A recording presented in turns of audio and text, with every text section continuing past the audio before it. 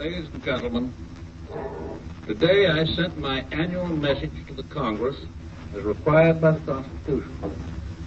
It has been my custom to deliver these annual messages in person, and they have been broadcast to the nation. I intended to follow this same custom this year. But like a great many other people, I've had the flu. And although I am practically recovered, my doctor simply would not let me leave the White House to go up to the Capitol. Only a few of the newspapers of the United States can print the message in full, and I am anxious that the American people be given an opportunity to hear what I have recommended to the Congress for this very fateful year in our history, and the reasons for these recommendations. Here is what I said. This nation, in the past 2 years, has become an active partner in the world's greatest war against human slavery. We have joined with like-minded people in order to defend ourselves in a world that has been gravely threatened with gangster rule. But I do not think that any of us Americans can be content with mere survival. Sacrifices that we and our allies are making impose upon all of us a sacred obligation to see to it that out of this war, we and our children will gain something better than mere survival. We are united in determination that this war shall not be followed by another interim, which leads to new disaster, that we shall not repeat the tragic errors of ostrich isolationism. When Mr. Hull went to Moscow in October, when I went to Cairo and Tehran in November, we knew that we were in agreement with our allies in our common determination to fight and win this war. There were many vital questions concerning the future peace, and they were discussed in an atmosphere of complete candor and harmony. In the last war, such discussions, such meetings, did not even begin until the shooting had stopped and the delegates began to assemble at the peace table.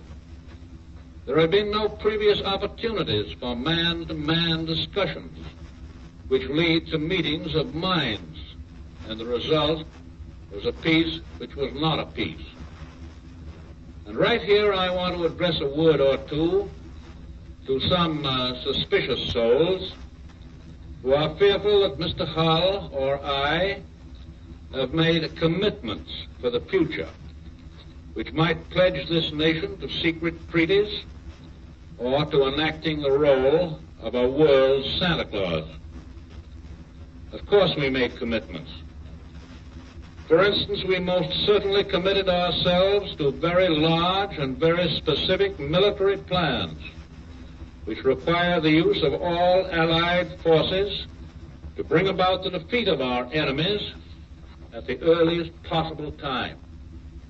But there were no secret treaties or political or financial commitments. The one supreme objective for the future, which we discussed for each nation individually and for all the United Nations, can be summed up in one word: security. And that means not only physical security, which provides safety from attacks by aggressors, it means also economic security, social security, moral security in a family of nations. In the plain, down-to-earth talks that I had with the Generalissimo and Marshal Stalin and Prime Minister Churchill, it was abundantly clear that they are all most deeply interested in the resumption of peaceful progress by their own peoples, progress toward a better life. All our allies have learned by bitter experience that real development will not be possible if they are to be diverted from their purpose by repeated wars or even threats of wars. The best interests of each nation, large and small, demand that all freedom-loving nations shall join together in a just and durable system of peace. In the present world situation, evidenced by the actions of Germany and Italy and Japan, unquestioned military control over disturbers of the peace is as necessary among nations as it is among citizens in any community. And an equally basic essential to peace, permanent peace, is a decent standard of living for all individual men and women and children in all nations. Freedom from fear is eternally linked with freedom from want. There are, of course, people who burrow through the nation like unseeing moles and attempt to spread the suspicion that if other nations are encouraged to raise their standards of living, our own American standard of living must of necessity be depressed. The fact is the very contrary. It has been shown time and again that if the standard of living of any country goes up, so does its purchasing power, and that such a rise encourages a better standard of living in neighboring countries with whom it trades. That is just plain common sense, and it's the kind of plain common sense that provided the basis of our discussions at Moscow and Cairo and Tehran. Returning from my journeyings, I must confess to a sense of being let down when I found many evidences of faulty perspectives here in Washington. The faulty perspective consists in overemphasizing lesser problems and thereby underemphasizing the first and greatest problem. The overwhelming majority of our people have met the demands of this war with magnificent courage and a great deal of understanding. They have accepted inconveniences. They have accepted hardships. They have accepted tragic sacrifices. However, while the majority goes on about its great work without complaint, we all know that a noisy minority maintains an uproar of demands for special favors for special groups. There are pests who swarm through the lobbies of the Congress and the cocktail bars of Washington, representing these special groups as opposed to the basic interests of the nation as a whole. They have come to look upon the war primarily as a chance to make profits for themselves at the expense of their neighbors, profits in money, or profits in terms of political or social preferment. Such selfish agitation can be and is highly dangerous in wartime. It creates confusion. It damages morale.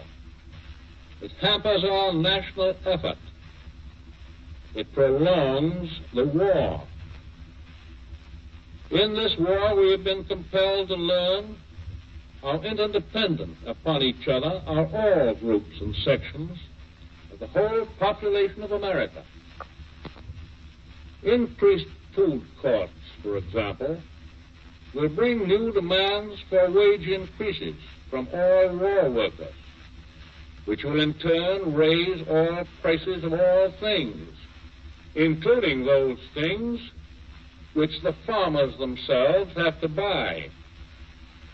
Increased wages or prices will each in turn produce the same results.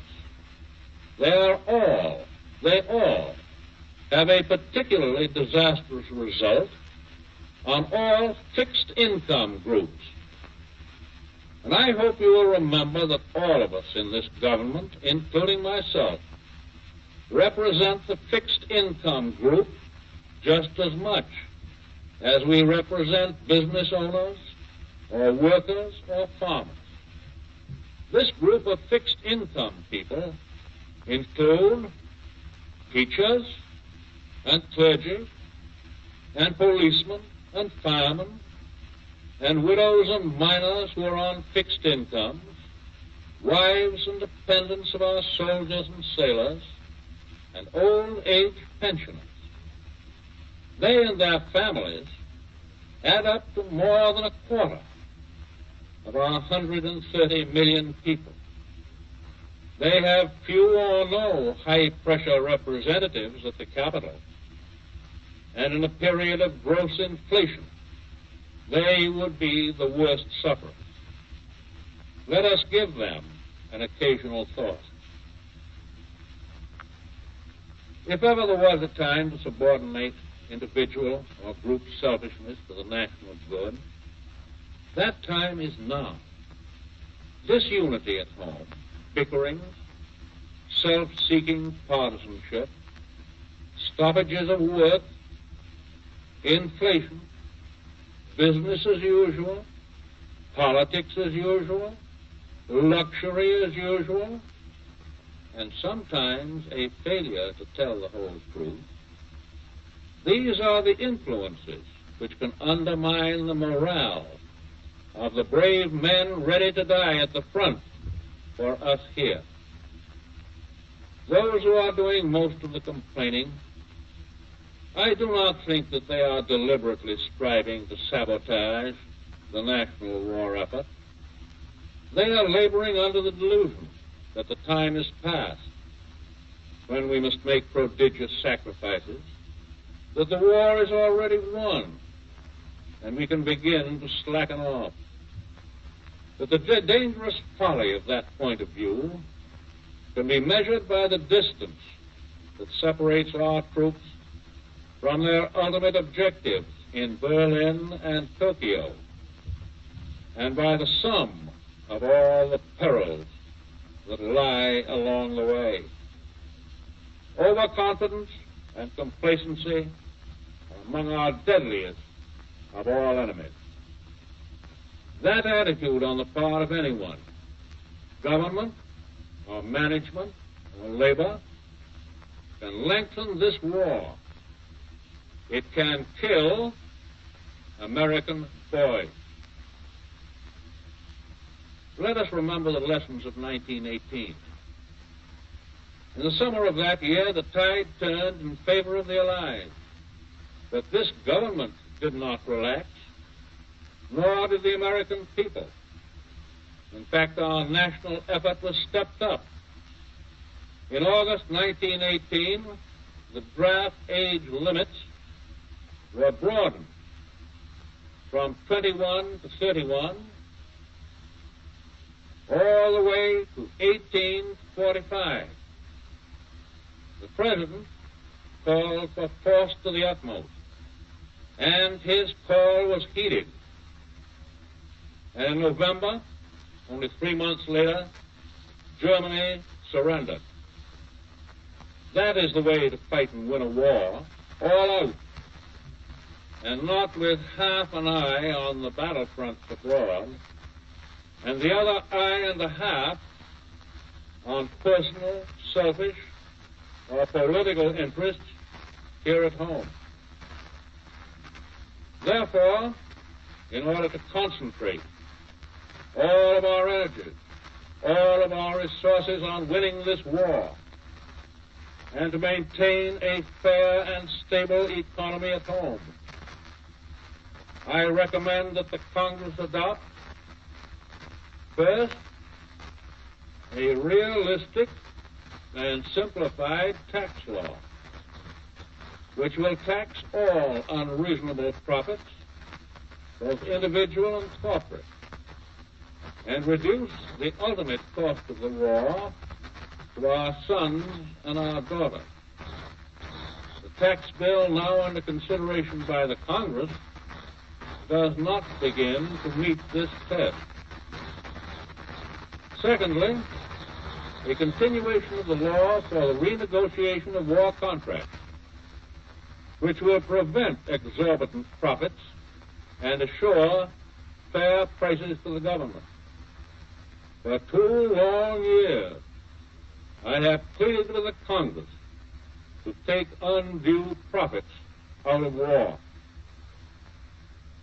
Third, a cost of food law, which will enable the government to place a reasonable floor under the prices the farmer may expect for his production, and to place a ceiling on the prices a consumer will have to pay for the necessary food he buys.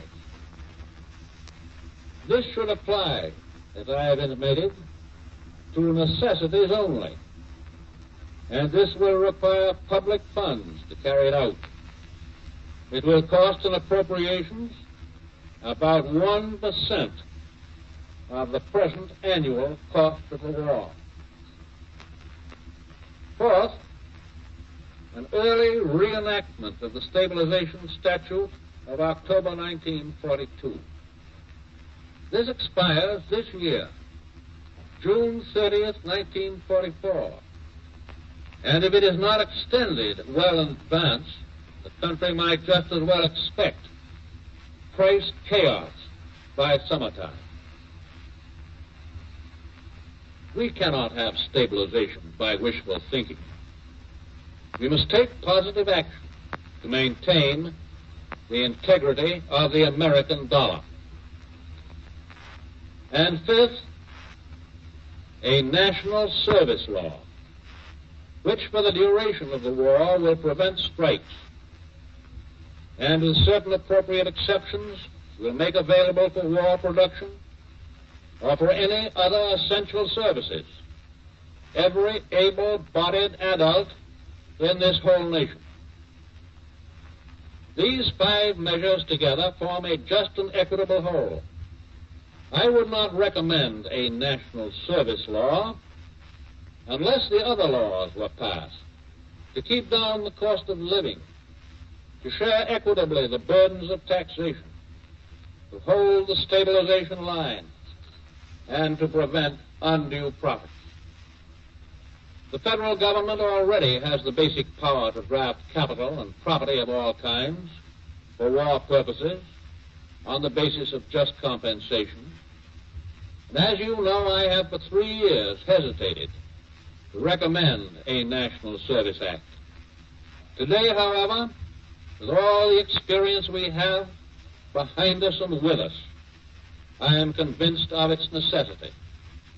Although I believe that we and our allies can win the war without such a measure, I am certain that nothing less than total mobilization of all our resources of manpower and capital will guarantee an earlier victory and reduce the toll of suffering and sorrow and blood.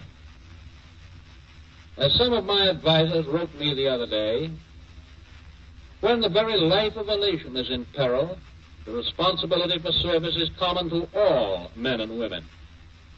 In such a time, there can be no discrimination between the men and women who are assigned by the government to its defense at the battlefront and the men and women assigned to producing the vital materials that are essential to successful military operations.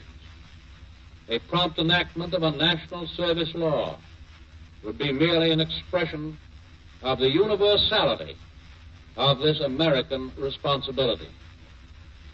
I believe the country will agree that these statements are the solemn truth.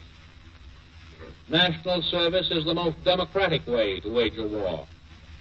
Like selective service for the armed forces, it rests on the obligation of each citizen to serve his nation to his utmost where he is best qualified. It does not mean reduction in wages. It does not mean loss of retirement and seniority rights and benefits. It does not mean that any substantial numbers of war workers will be disturbed in their present jobs. Let this fact be wholly clear. But there are millions of American men and women who are not in this war at all. It is not because they do not want to be in it, but they want to know where they can best do their share. national service provides that direction. I know that all civilian war workers will be glad to be able to say many years hence to their grandchildren, yes, I too was in service in the Great War. I was on duty in an airplane factory, and I helped to make hundreds of fighting planes. The government told me that in doing that, I was performing my most useful work in the service of my country. It is argued that we've passed the stage in the war where national service is necessary. But our soldiers and sailors know that this is not true.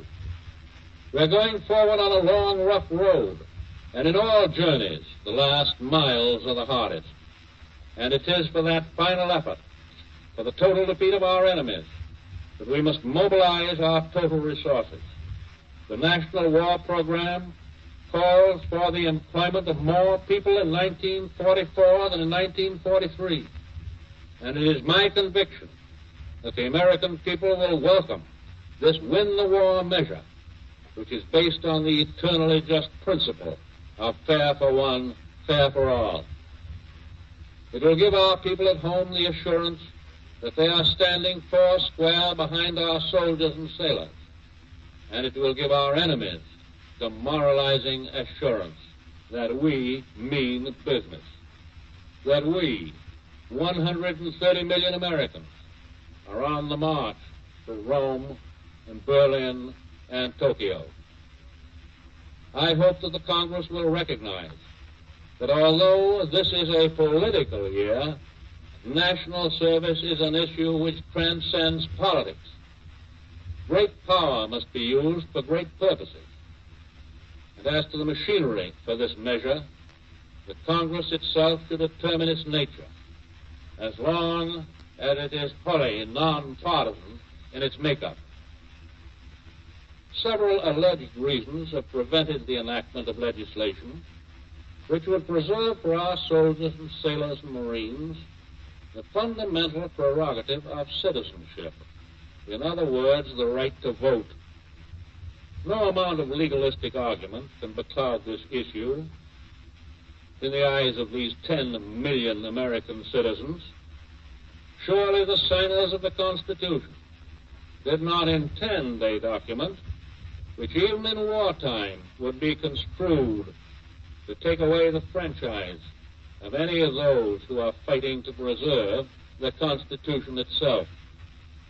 Our soldiers and sailors and Marines know that the overwhelming majority of them will be deprived of the opportunity to vote if the voting machinery is left exclusively to the states under existing state laws, and that there is no likelihood of these laws being changed in time to enable them to vote at the next election. The Army and Navy have reported that it will be impossible effectively to administer 48 different soldier voting laws. It is the duty of the Congress to remove this unjustifiable discrimination against the men and women in our armed forces, and to do it just as quickly as possible.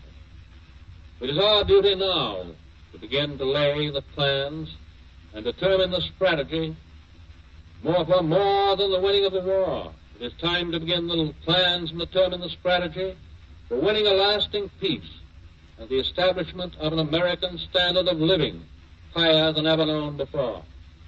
This republic had its beginning and grew to its present strength under the protection of certain inalienable political rights, among them the right of free speech, free press, free worship, trial by jury, freedom from unreasonable searches and seizures. They were our rights to life and liberty.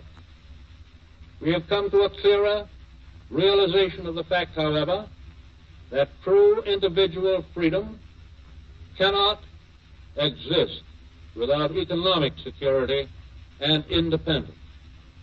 Necessitous men are not free men. People who are hungry, people who are out of a job, are the stuff of which dictatorships are made. In our day, these economic truths have become accepted as self-evident. we have accepted, so to speak, a second Bill of Rights, under which a new basis of security and prosperity can be established for all, regardless of station or race or creed. Among these are the right to a useful and remunerative job in the industries, or shops, or farms, or mines of the nation. The right to earn enough to provide adequate food and clothing and recreation. The right of farmers to raise and sell their products at a return which will give them and their families a decent living.